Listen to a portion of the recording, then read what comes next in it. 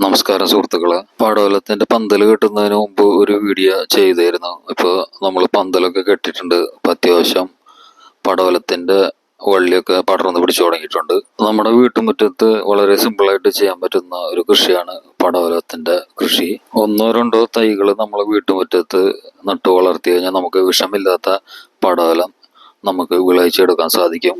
അപ്പൊ ഇത് നോക്കൂ സുഹൃത്തുക്കളെ, പടവലത്തിന്റെ കായൊക്കെ ഇതുപോലെ പിടിച്ചു തുടങ്ങിയിട്ടുണ്ട്. തുടക്കത്തില് നമ്മൾ ശ്രദ്ധിച്ചു കഴിഞ്ഞു കഴിഞ്ഞാൽ നമുക്ക് നല്ല പടവലം കേടുകൂടാതെ നമുക്ക് വിളയിച്ചെടുക്കാൻ സാധിക്കും. പടവലം കൃഷി ചെയ്യുമ്പോൾ പ്രധാന കാരണമാണ് ചെറുതിൽ തന്നെ കായ നശിച്ചു പോകുന്ന ഒരവസ്ഥ. ഇതിന്റെ പ്രധാന കാരണം ഒരു കായ്ച്ച എന്ന് പറഞ്ഞുള്ള ഒരു ഈച്ചയുടെ ആക്രമണം കാരണമാണ് ഇത് നശിച്ചു പോകുന്നത്. കായ ഉണ്ടായി തുടങ്ങുമ്പോൾ തന്നെ ഇതിന്റെ ആക്രമണം തുടങ്ങും. കായ പിടിച്ച് ഈ പരുവായി തുടങ്ങുമ്പോൾ തന്നെ നമ്മളത് ശ്രദ്ധിച്ചു കഴിഞ്ഞു കഴിഞ്ഞാൽ നല്ല പടവലം നമുക്ക് വീട്ടിൽ വിളയിച്ചെടുക്കാൻ സാധിക്കും. അപ്പൊ നമ്മൾ എന്താ ചെയ്യേണ്ടതെന്ന് വെച്ച് കഴിഞ്ഞാൽ ഈ പരുവായി തുടങ്ങുമ്പോൾ നോക്കിയാൽ ഇതുപോലൊരു കവറ് ഇതിന്റെ ഉള്ളിൽ ആകത്തക്ക രീതിയിൽ നമ്മൾ ഇതുപോലെ ഒന്ന് കവർ ചെയ്ത് കെട്ടിക്കൊടുക്കുക. കവറിന്റെ അടിയിൽ ചെറിയ ഹോൾസ് ഇടുന്നത് നല്ലതായിരിക്കും. പ്രത്യേകിച്ച് മഴക്കാലം ആയതുകൊണ്ട് കവറിന്റെ ഉള്ളിൽ വെള്ളം നിറഞ്ഞ് താഴേക്ക് ഞാന്നു പോകാൻ സാധ്യത ഉള്ളത് കൊണ്ട് തന്നെ താഴെ ഹോൾസ് ഇടുന്നത് നന്നായിരിക്കും.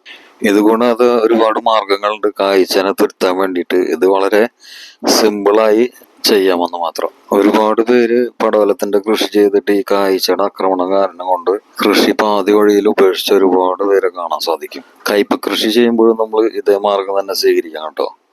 കായായി വരുമ്പോൾ നമ്മൾ ഇതുപോലെ ഒരു കവർ കെട്ടി കൊടുത്തു കഴിഞ്ഞു കഴിഞ്ഞാൽ നല്ല കയ്പയ്ക്ക നമുക്ക് വീട്ടിൽ തന്നെ വിളയിച്ചെടുക്കാൻ സാധിക്കും. കവറ് ഈ കവർ തന്നെ വേണമെന്നില്ല കേട്ടോ, ട്രാൻസ്പാരന്റ് കവറായാലും കുഴപ്പമില്ല. ഈ കവർ ചെറുതാണ്, ഇത് നമുക്ക് മാറ്റി കൊടുക്കേണ്ടി വരും. ഇതിപ്പോ കയ്യിൽ കിട്ടിയ കവർ വെച്ച് ചെയ്തെന്ന് മാത്രം. പടവലങ്ങയുടെ നീളം കൂടുന്നതോറും നമുക്ക് വലിയ കവർ വേണ്ടി വരും. ഇത് നോക്കുക, എല്ലാ ബ്രാഞ്ചസിലും കായ ഉണ്ടായി തുടങ്ങിയിട്ടുണ്ട് കേട്ടോ.